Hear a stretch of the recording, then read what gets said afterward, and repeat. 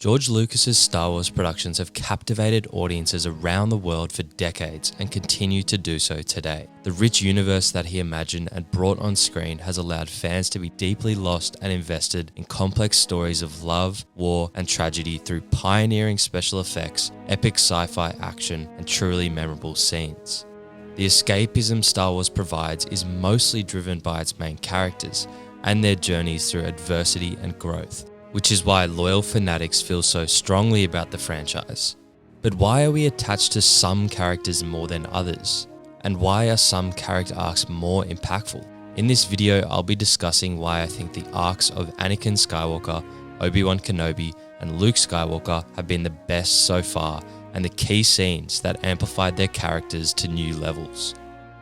The films in the Skywalker saga have a total runtime of over 23 hours, and because of this, there's only so much time to develop the arcs of the major characters alongside the underlying stories within the universe. And to further this, the time jumps between each film leave us with more questions about where these main characters have been and what they have faced. For Anakin, Obi-Wan, and Luke, I think these time gaps in their character arcs have been filled in the best ways. Between Revenge of the Sith and A New Hope, Obi-Wan transitions from a courageous Jedi Master to an old man in solitude, while Anakin has been corrupted by the dark side and become a murdering psychopath. For Luke, after Return of the Jedi, he has become a Jedi Master after both defeating the Emperor and turning his father to the light.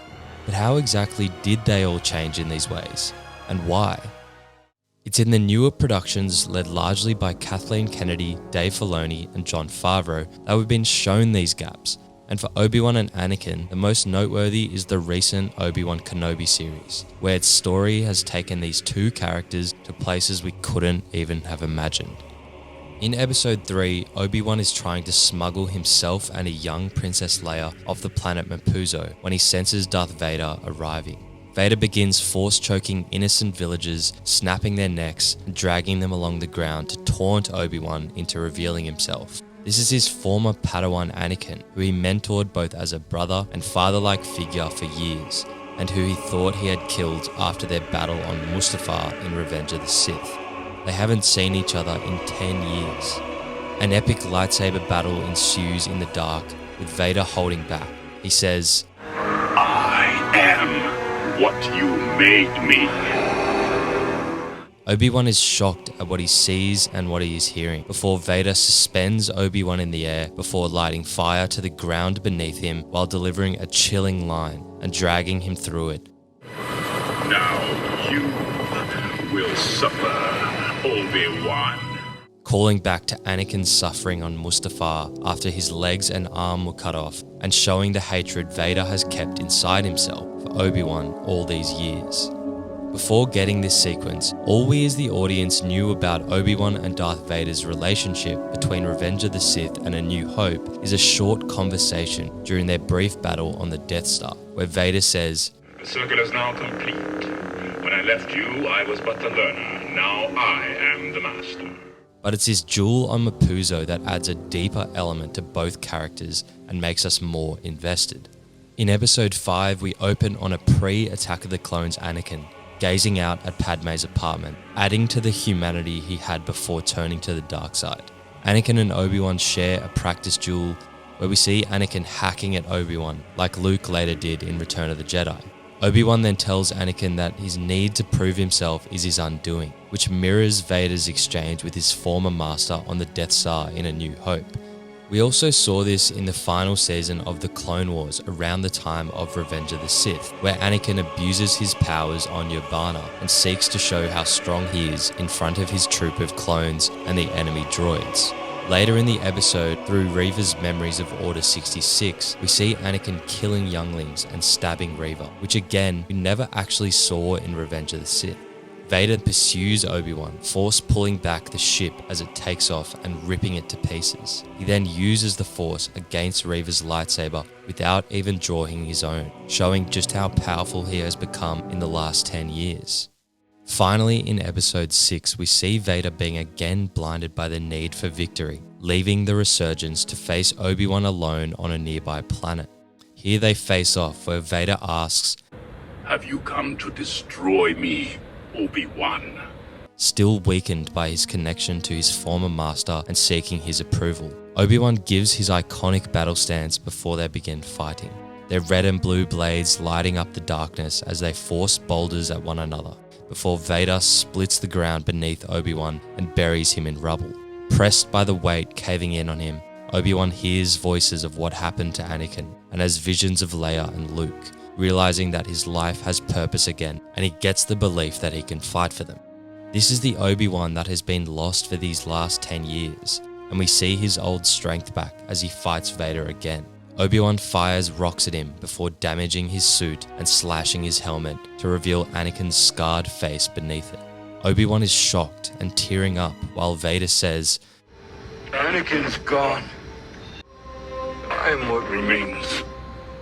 Using a mashup of Hayden, Christensen, and James L. Jones' voices.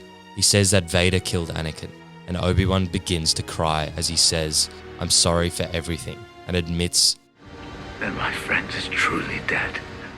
this dialogue has so much impact for their arcs, hearing Anakin's voice and seeing Obi-Wan so hurt, and we remember all their times together. These are former friends and brothers who for 10 years Obi-Wan has lived with the guilt that he killed Anakin, but instead finds him still consumed by hatred and the dark side, with Vader completely taking over. This is a Vader that is still learning, and the Emperor senses his weakness, putting him on a path to becoming that murdering psychopath that we see in the original trilogy. And this adds further weight to the chilling final scene in Rogue One, where Vader chases the rebels, escaping with the Death Star plans. He appears in the darkness and kills everyone in his way, both with his blade and with the Force.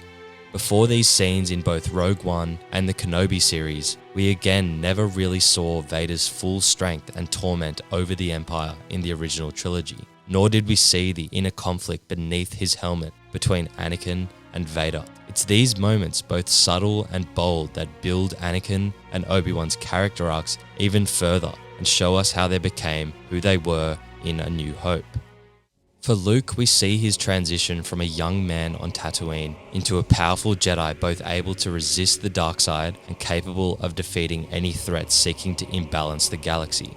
It's only in the recent Mandalorian and Boba Fett shows that we witness key stages of his development along this path. In the Mandalorian Season 2 finale, we see what I believe is one of the best scenes in TV history. Din Djarin and his crew are being closed in on by Dark Troopers when an X-Wing flies in. Ludwig Göransson's score builds, the Dark Troopers turn away, and a hooded figure appears with an iconic green lightsaber. He slices through them one by one with epic speed and power and makes his way to the bridge. The music continues to build and tension is on a knife's edge before we see the Jedi Master that Luke has become.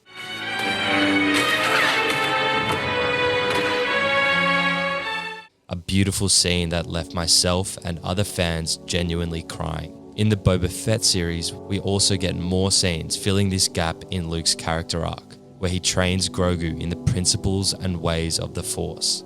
It's these scenes for Luke that highlight how he became so powerful in the episodes 7, 8, and 9, and further his character in ways that actually make sense.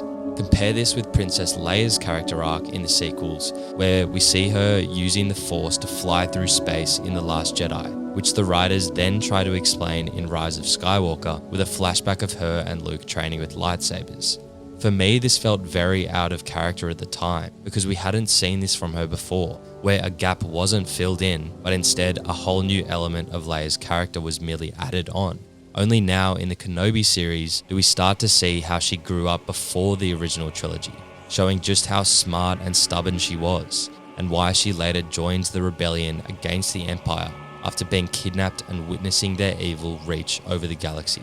This develops her character for the better compared to the sequels, and it'll be interesting to see how else they add to these gaps for Leia in future productions. Ultimately, filling in the gaps and adding greater depth to these major character arcs makes for the best Star Wars characters, namely Obi-Wan, Anakin, and Luke. With the 9 films of the Skywalker saga having limited time to spend on each character within the larger story, it has been these memorable scenes within the recent spin-off films and TV shows that make us Star Wars fans love the franchise even more. To be crying at the sight of returning legacy characters is such a masterful achievement by Lucasfilm, and I cannot wait for the stories that are yet to be told on screen. Thanks so much for watching this video essay. If you enjoyed it, hit the like button and let me know what you thought down in the comments. Also, please let me know which characters I should do next.